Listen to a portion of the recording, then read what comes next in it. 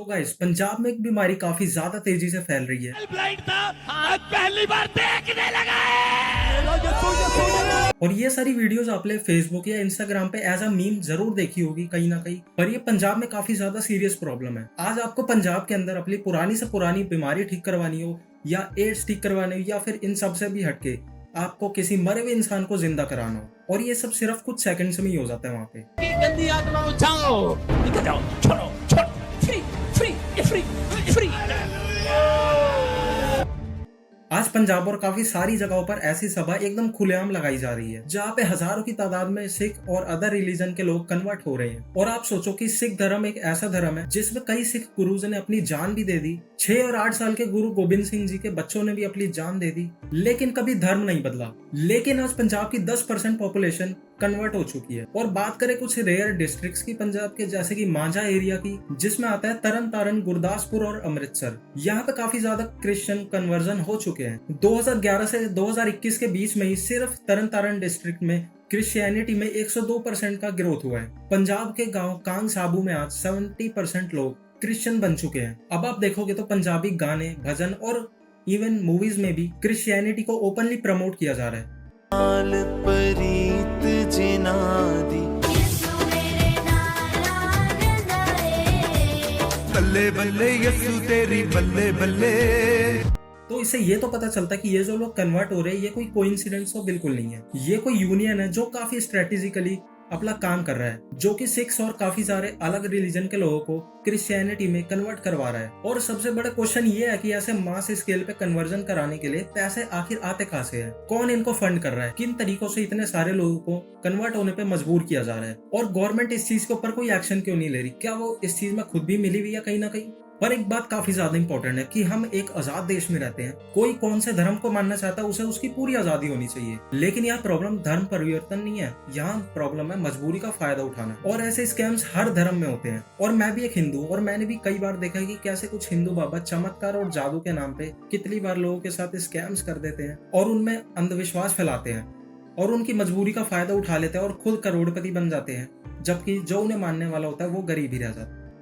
तो मेरा कहना यह है कि आप किसी भी धर्म को मानते हो, लेकिन इस वीडियो को ओपन माइंड से देखना, क्योंकि गलत चीज तो गलत ही है, चाहे आप किसी भी धर्म को मानते हो। और हर धर्म में कुछ लोग ऐसे होते हैं जो कि गलत होते हैं, जिनकी वजह से उस पूरे धर्म का नाम काफी ज्यादा बदनाम हो जाता है। सो ऐसे ही मास स्केल पर धर्म चेंज करवाने को मिशनरी एक्टिविटी के नाम से जाना जाता है, क्योंकि उनका मिशन ही होता है किसी नई जगह पे जाके अपने धर्म को फैलाना।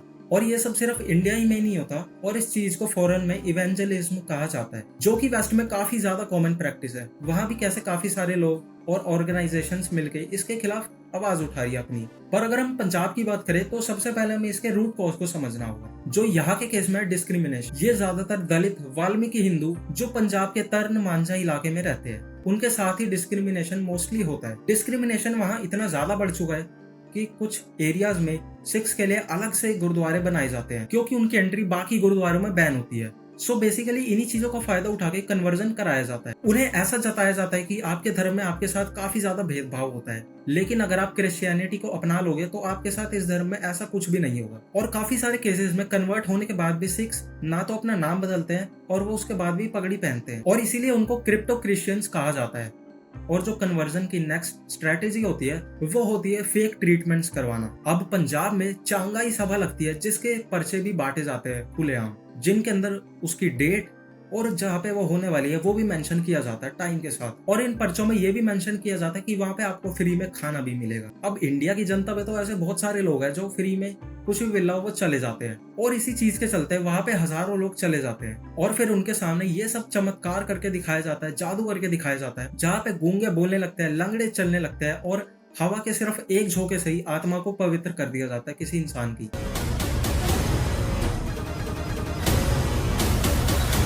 Online cancer treatment.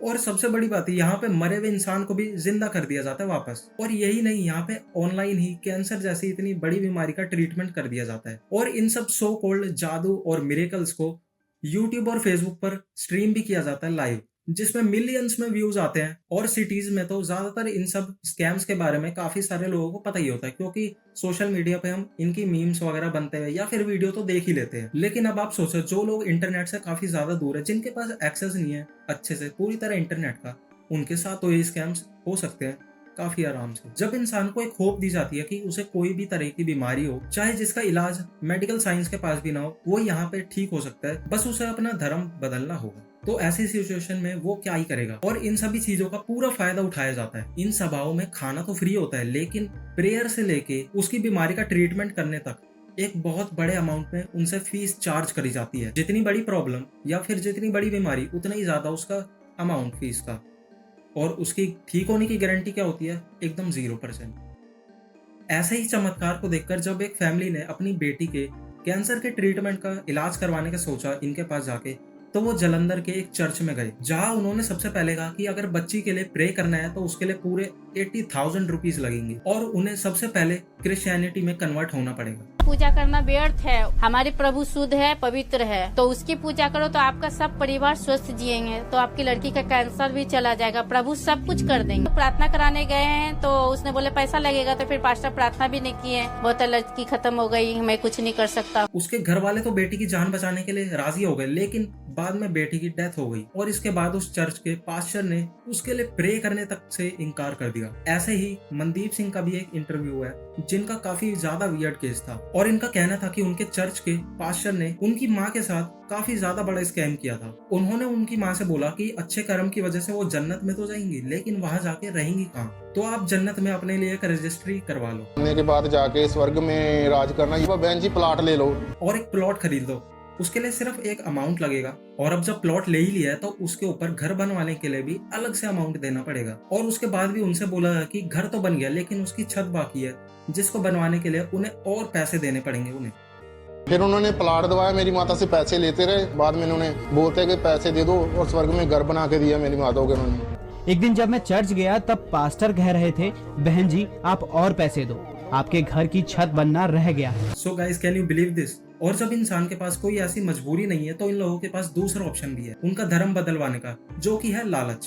पंजाब में मोस्टली क्रिश्चियन एजुकेशन इंस्टीट्यूट्स की मेजोरिटी है, तो मोस्टली इन स्कूल्स या कॉलेजेस में जो भी फैमिलीज कन्वर्ट होते हैं क्रिश्चियनिटी में, उनको काफी ज्यादा हैवी डिस्काउंट मिलता है उनकी फीस पर। भी फादर बता रहे थे माफी मिल जाती है थोड़ी? हाँ मिलती है, सब कुछ मिलता है। कितनी मिल जाती है? मिल जाती है काफी, हम सारा 2,300 रुपया दे। जिससे कि इनके दो काम हो जाते हैं कि पहला, इन्होंने पूरे परिवार को क्रिश्चियनिटी में कन्वर्ट भी करवा लिया, प्लस चर्च की वजह से उनके बच्चों को अच्छी एजुकेशन मिल रही है। और दूसरी चीज जिसका लालच देते हैं वो है फॉरेन वीजा। और आपको पता ही है कि पंजाब में फॉरेन कंट्रीज जाने का बहुत ही ज्यादा क्रेज है और 1991 से लेकर 2024 तक 7.71 लाख लोग जा भी चुके हैं। ਤੇ ਮਿਲੀ ਆ ਚਰਚ ਵਿੱਚ ਜਾ ਕੇ ਕਿ ਮੈਂ ਆਪਣੇ ਆਪ ਤੇ ਖੁਦ ਤੇ ਮਾਣ ਕਰਦੀ ਹਾਂ ਕਿ ਮੈਨੂੰ ਰੱਬ ਨੇ ਚੰਗੇ ਰਸਤੇ ਲਾਇਆ। ਚਰਚ ਵਿੱਚ ਗਏ ਤਾਂ ਰੱਬ ਨੇ ਸਾਰੇ ਆਟੋਮੈਟਿਕ ਦਰਵਾਜ਼ੇ ਖੋਲਤੇ।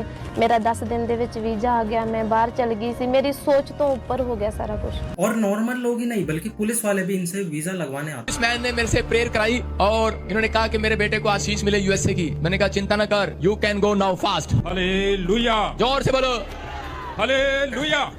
और ये सारे स्कैम्स सारे लोगों के साथ नहीं होते, बल्कि इन्होंने जेन्युइनली कुछ लोगों को ये सब दिया भी होता है। जो गया हुआ है 6 बच्चों को आप पाल रही थी, वो वापस आ जाएगा, 15 साल से गया हुआ था, ते बेटा ताड़ा ठीक हो जाएगा। अच्छा, नहीं ठीक होया। पर स्कैम्स हुए तो हैं। और जो थर्ड सबसे बड़ा तरीका है वो है पैसे दे देना। आज से 2 साल पहले CNN न्यूज ने ग्राउंड इन्वेस्टिगेशन करी थी पंजाब में, जहां उन्होंने कन्वर्टेड सिख्स के इंटरव्यूज लिए ये पूछने के लिए कि उन्होंने क्यों सिख धर्म को छोड़कर क्रिश्चियनिटी को अपनाया। मोस्टली केसेस में उनका कहना था कि उन्हें चर्च से ही घर का सारा राशन, घर और पैसा मिलता है। 8,000 रुपए मिले।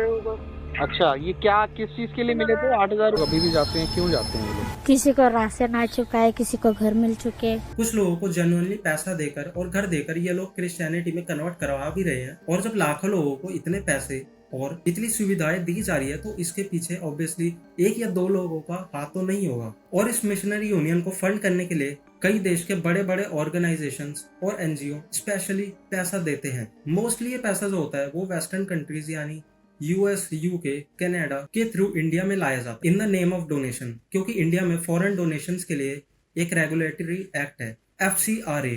लेकिन ये डोनेशंस आने के बाद ये एनजीओ उन पैसों को कहाँ और किसे देते हैं इसका कोई रिकॉर्ड नहीं है। और क्योंकि ये डोनेशंस है तो इन पे टैक्स भी नहीं लगता। एक रिपोर्ट में भी था कि हर साल ये इंडस्ट्रीज इंडिया में 10,000 करोड़ पंप करते हैं जो क्रिश्चियन मिशनरी कन्वर्जन में यूज करते हैं। पंजाब में इसको सॉफ्ट इन्फ्लुएंस के थ्रू भी प्रमोट किया जाता है। पंजाबी सॉन्ग्स, मूवीज और यहाँ तक कि आपको जीसस की आरती भी मिल जाएगी।